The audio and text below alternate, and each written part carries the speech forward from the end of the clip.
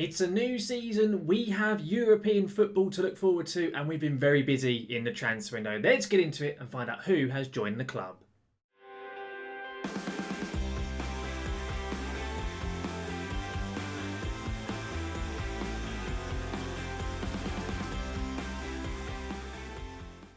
Welcome back then guys to the Red Devil Revival, now here for episode 42 of our Road to Glory series of Kaiserslautern. And as I've just mentioned in the intro, this is the beginning of a new season. It's our second one in the Bundesliga, and of course we have European football this year, quite unbelievably really. And of course this is a very much transfer special today. Now before we get going in today's video, if you missed the last one, which was the end of season for last year in game, where of course we had a triple header, there'll be a link right above if you were to click on to see exactly how we finished the season off. And of course if you enjoyed today's video, do make sure to drop a like onto it. And if you're looking forward to seeing any more of my content, such as the Red Devil Revival series or any of my tactics videos for FM21, then do make sure to hit that subscribe button and to ring that notification bell whenever my content here on YouTube goes live.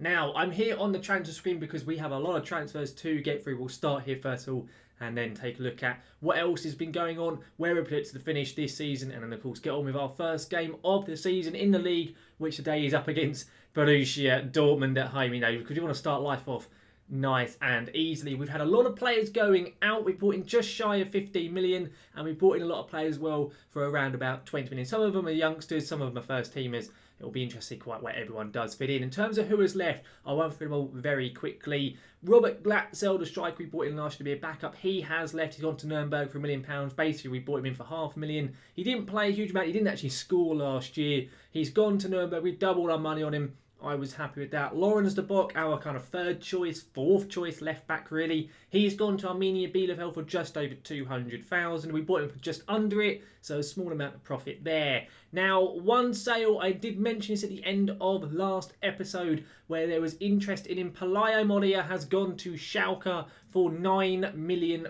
We signed him for only 160. We have made a hell of a lot of money on him. He only had 1 year left on his contract. I was happy to keep him, but we were getting bids for him, and I was thinking, realistically, we can get better than what he is for a lot less. And as he only has a year left, I let him go to Schalke. Schalke, who are now back up in the Bundesliga this season. We then also sold Salisani. This one I hadn't planned to do, but much like Moria, he only had a year left. He was quite highly paid, and we could get better in for less money. So Sane has gone. He's gone to Hebe CFFC for 1.6, possibly rising to 2 million. I think it's if he plays 10 games, we get another £400,000. So that will end up happening. We also sold a youngster, Patrick Bachmann, to Hoffenheim. That's who he was. He's not a particularly good player, so I was quite pleased he didn't get any money in from him at all. And we also sold Benedict Gimber to Hamburg for 2.3 million. We bought him in for just over £1 million. We've made basically double the money. He wasn't bad, but he wasn't great either. So I'm kind of pleased he's gone, because I think we've strengthened our centre-backs quite nice. We've loaned out a lot of youngsters, including our backup right back, Juan San Giovanni. He's gone back on loan to Colombia just to get some game time, because as you'll see shortly, we brought in some players and I felt it was fair to get some other players out of the books, at least for this season. So that's all the players who've gone. I say we brought in just under 15 mil. A lot of players have moved on, a lot more than I probably expected to go. And then we brought in an awful lot of players as well. The first player, Novak, I'll just highlight him here very quickly. He's a youngster gone straight into our youth team on a free transfer. He's not going to play this season. We then signed this player here from Salzburg on a free, Kilian Ludwig. He comes in as a right back. He's going to be our backup right back, and you will see shortly who he's back up to. He's played once already. We've already played the cup game that you start off with. He was up against a non-league side, Trier, who we smashed. I'll show you that result shortly. He played really well. He looks like quite a good option. He's a homegrown player, of course, so very helpful for Europe, and on a free transfer, I was happy with that. We then signed this player here from Villarreal, again on a free, Juan Pablo Lopez, just to get a bit more depth in the midfield. A really good option, only 18, a lot of potential. He probably won't play too many first team games, but a good player nonetheless. Probably end up selling him for a bit of profit, I imagine. We then also signed another youngster from Spain, this time Ricardo Ley, again on a free transfer. This player may play a few games, unlike Lopez. He's a centre-back, 19, again 5-star potential, really, really good player. Good mentals, good physicals, decent technicals, only 19. I think we are in a good position with him. We'll definitely have to sell him on profit if he doesn't make it into the first team. We then signed Andy Zakiri. I decided to make his loan permanent. I'm really chuffed with him coming in on a permanent deal. He's on quite a hefty fee in terms of his wages of 40 grand a week. We paid 6.5 mil to bring him in. That was the agreed fee initially. And I'm hoping we can have another good few seasons from him here at the team. He's on a 5-year deal, so he's here for the long-term future.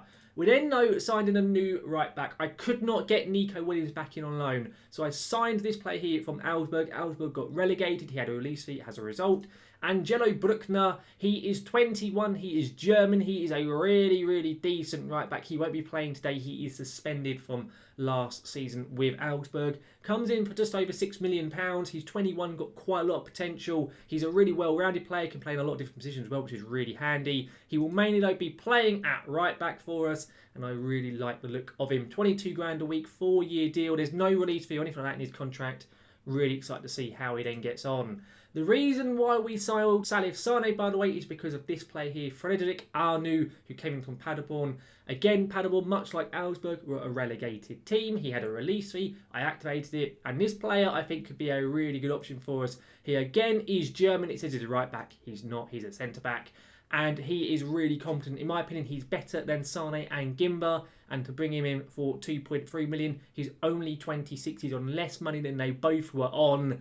A really, really good option. Again, homegrown, really liking that fact. And that there is Frederick Arnoux. I think he'd be a really good player. He's very, very good pace-wise as well, which is very handy as the central defender on cover role, where he will be mainly playing.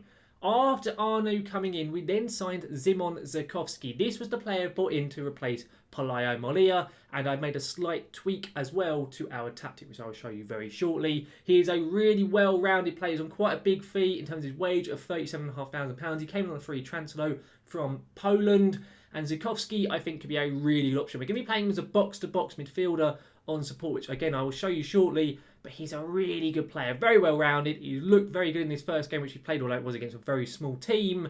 But he's 26, got a lot of value to his name. He's got a lot of sell-on value there. He's already valued at just under 10 mil.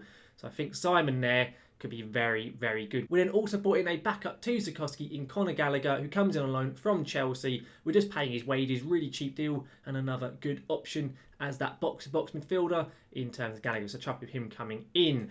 After Gallagher, we then signed Raul Jimenez to come in as our striker. The DLF on the right-hand side is where he's going to be playing. He's a really, really good player. He's experienced, a very good option. He's won trophies as well in his time at Benfica. He could be a very, very good option in my opinion. He's 33, so he's at the end of his career, but I brought him in to tutor our youngsters, mainly like Skletterberg, and to hopefully get us a few goals. He comes in for £4 million. It could rise to 6 if he scores 50 goals and plays 50 games. Unlikely to happen, but a really good option. And we're only paying him 30 grand a week because Wolves are paying something like 60 grand of his wages. Quite ridiculous, but that there is Jimenez. I'm hoping he can do a good job for us both in the league and in Europe.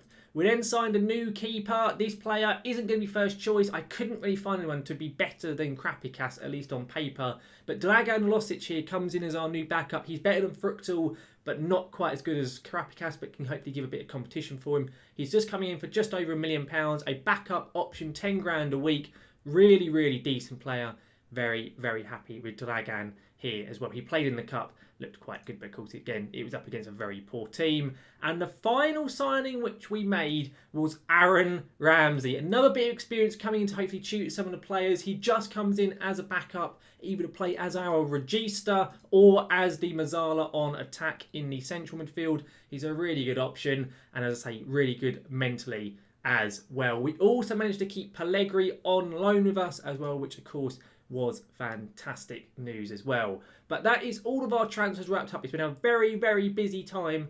It most certainly has. In terms as well of the schedule, we only have played the one game, as I said, the Cup game, the first round, up against a non-league side who we smashed 6-0. But that is all of the roundup there. It's been a very busy time, and I am very, very excited for what is to come this season. In terms of where we're predicted, we are still expected to be a poor side. Only 14th place, so it's going to be tough, but I'm hoping we can have a good showing this season. The other thing just to note, of course, we were expecting to be in the Europa Conference League last year after we finished in 7th place. We are actually going to be going into the Europa League straight in at the group stage. I'm not 100% sure why, but Hertha Berlin basically won the Europa League last season. They got put into the Champions League and we got moved into the Europa League. I'm not entirely sure why that was the case, but it's happened. You can see there, we got put in it. Stuttgart, who finished 8th, got given Europa Conference League instead. And so we have the Europa League to look forward to this year. So it's going to be fun. I'm hoping we can have a good showing in it. And we will have the draw in about kind of 2 weeks' time, I think, in-game. The transfer as well is still open, but I think all my business is pretty much done. We do, though, take on Borussia Dortmund at home in this game. It's going to be a tougher one, but this is how we're lining up. It's Krapikas in there, Lidin, Arnu and Liuzio starting at the back. It's then Ludwig, Ramsey and Franco. I wanted to play either Alex Garcia or Pablo Garcia, but neither of them are available for this game. So Ramsey's making his first start for the club. Zakowski and then Lee Bailey are starting in midfield. Lee Bailey has come back from his loan he was on last year.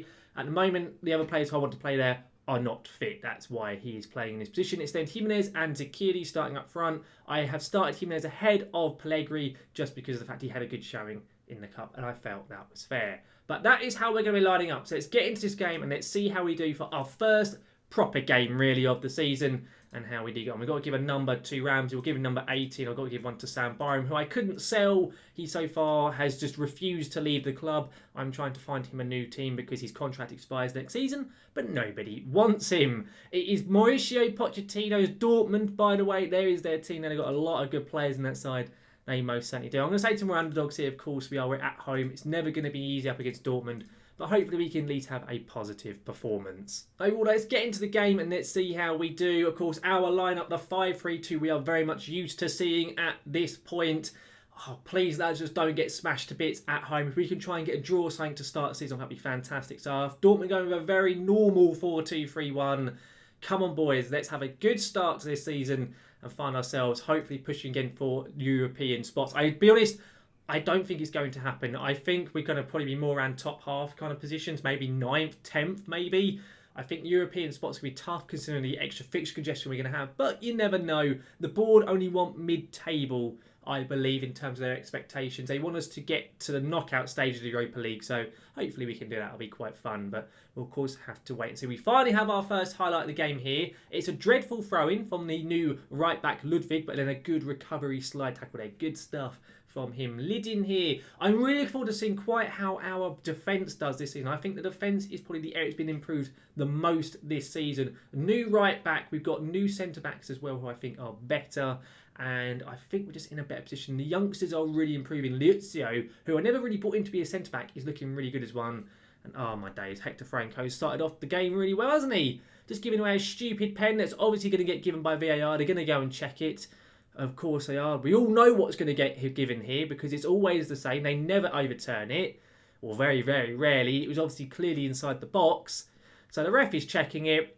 Let's see what he gives. He's obviously going to go and give the pen. Indeed he does. Oh, great start, lads. That's brilliant. Oh, don't run all...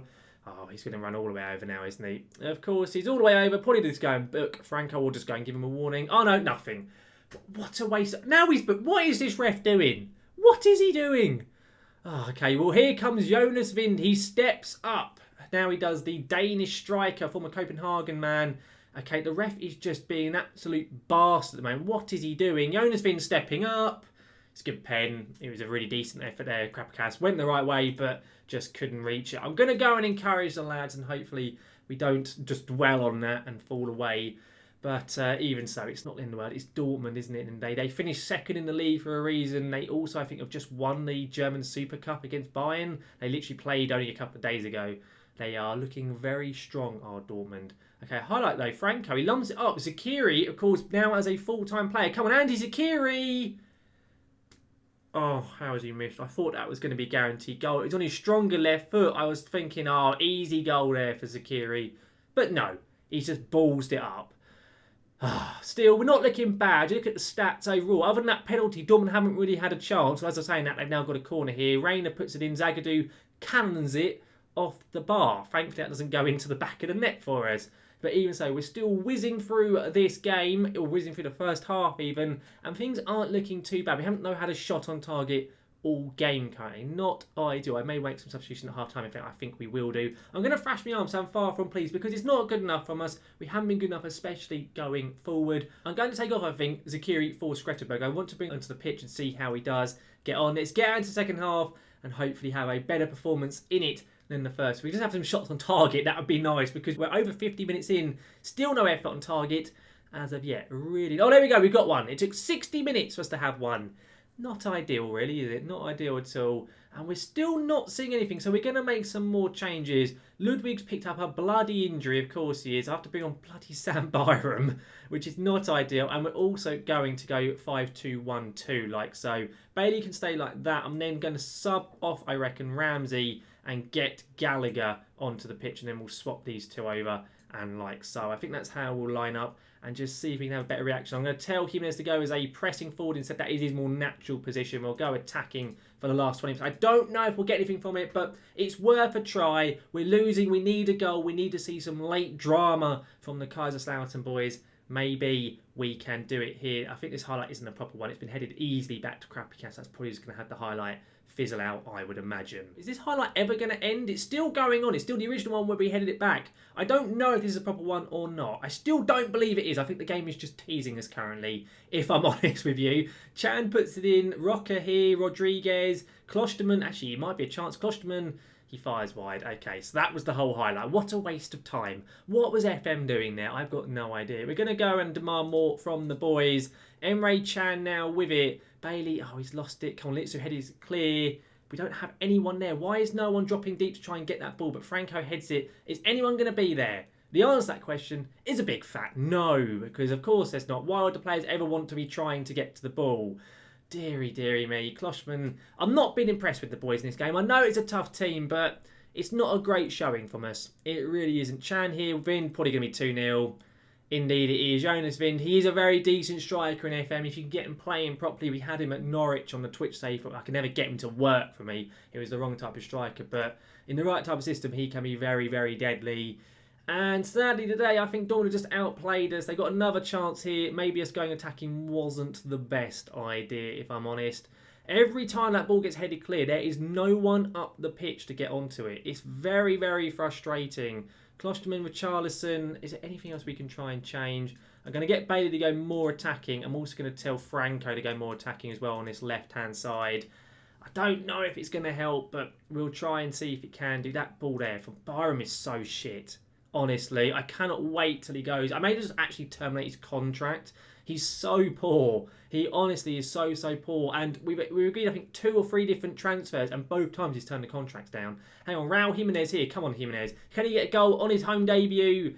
It's saved there from Nubel. A decent stop from the Dortmund keeper, and that's probably going to be the end of the game unless there's any late drama in this game. I don't reckon there's going to be. We're into stoppage time now. The goal is still 2-0. We're not going to get back into this game in the day. And it's finished full time 2-0. I'm not going to get angry. I'm going to say I can't fault your performance. They weren't bad. They just weren't great, if I'm honest. But still, we weren't humiliated, I suppose, which I presume is the best thing. In terms of schedule, what we're going to go back for the next episode, I'm going to go through the rest of the August period, the rest of the transfer window. We'll come back at the beginning of September for the Bremen game. And I think, if my memory serves correct, we should also have our first Europa League group stage game here. If it isn't, I'll obviously go to whenever it actually is. But hopefully, guys, we'll be coming back for Bremen and a Europa League group stage match next episode. Overall, though, guys, that brings this video here to a close. And I think we're in a good position going forward. Of course, that Dortmund game isn't really a good, accurate representation of how this season's going to go. It's Borussia Dortmund. They're one of the 2 best teams in the league, so it's always going to be difficult. I think when we take Borussia Dortmund in a couple of weeks' time in game, it will be a bit more of an accurate representation. I think the players have come in, have really strengthened the team, defensively especially, and of course we had a good start in the Cup, just not so much in League. But I hope today, guys, you have enjoyed today's video. If you have, make sure to drop a like down onto it. And of course, if you are looking to see any more of my content, such as the Red Dead Revival, then do make sure to hit that subscribe button and to ring that notification bell notified whenever my content here on YouTube goes live. So guys, thank you very much for watching, and I will see you again next time.